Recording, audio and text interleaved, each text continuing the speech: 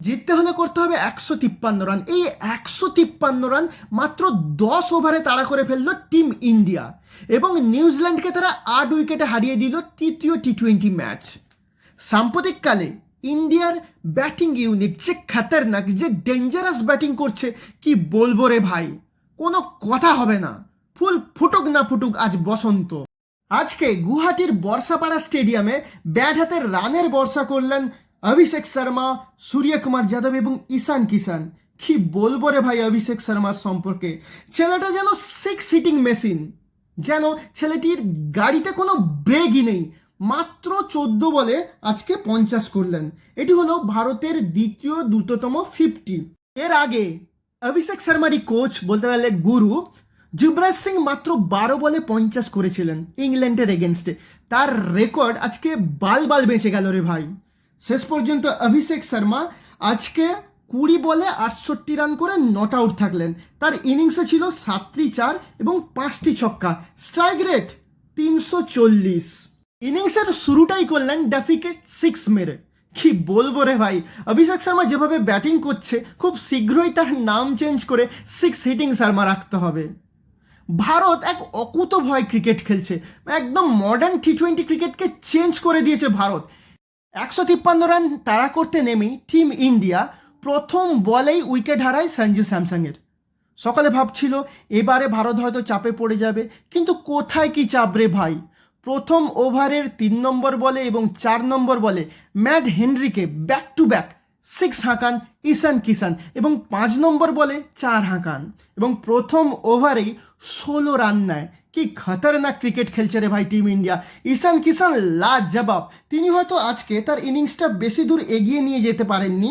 তিনি আজকে 13 বলে 28 রান করেছেন।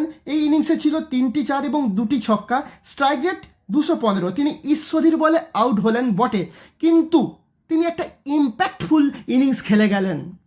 এবারে আসি ভারতের সব থেকে খুশির খবরে। ভারতের সব থেকে খুশির খবর হলো ক্যাপ্টেন সূর্যকুমার যাদবের ফর্মে ফেরা। কারণ টি20 ওয়ার্ল্ড কাপ জিততে হলে ক্যাপ্টেন সূর্যকুমার যাদবের ফর্মে ফেরা একান্ত জরুরি ছিল।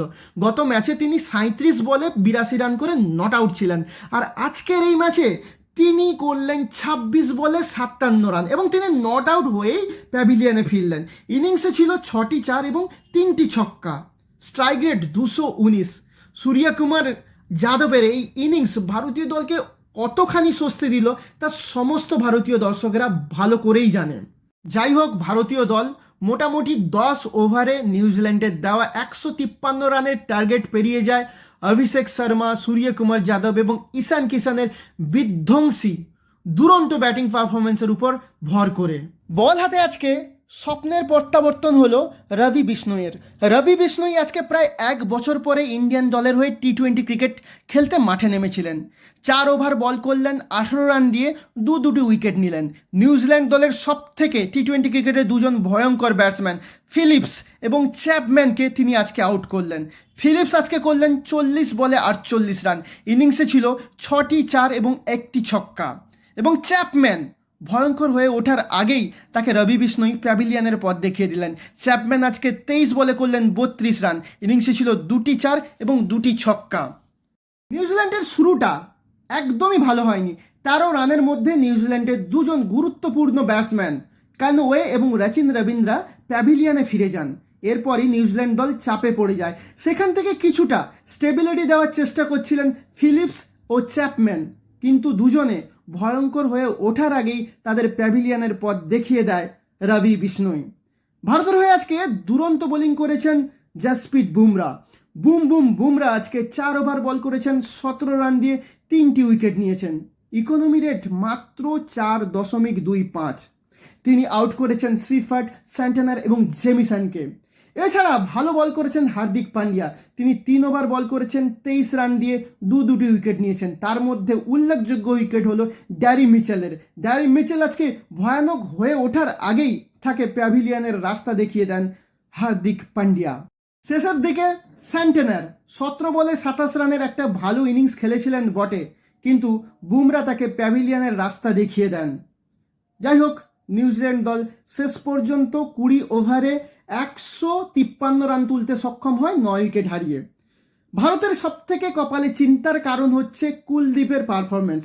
কুলদীপ আজকে 3 ওভার বল করেছেন, দিয়েছেন 32 রান। তিনিই হলেন ভারতের টি-20 ওয়ার্ল্ড কাপে তুরুপের তাস। এই সিরিজে তিনি যেভাবে রান খরচ করছেন তা অবশ্যই ভারতের কপালে চিন্তার কারণ হয়ে থাকবে। আজকে দুরন্ত বোলিং পারফরমেন্সের জন্য ম্যাচের সেরা ঘোষিত হয়েছেন জসপ্রীত বুমরা।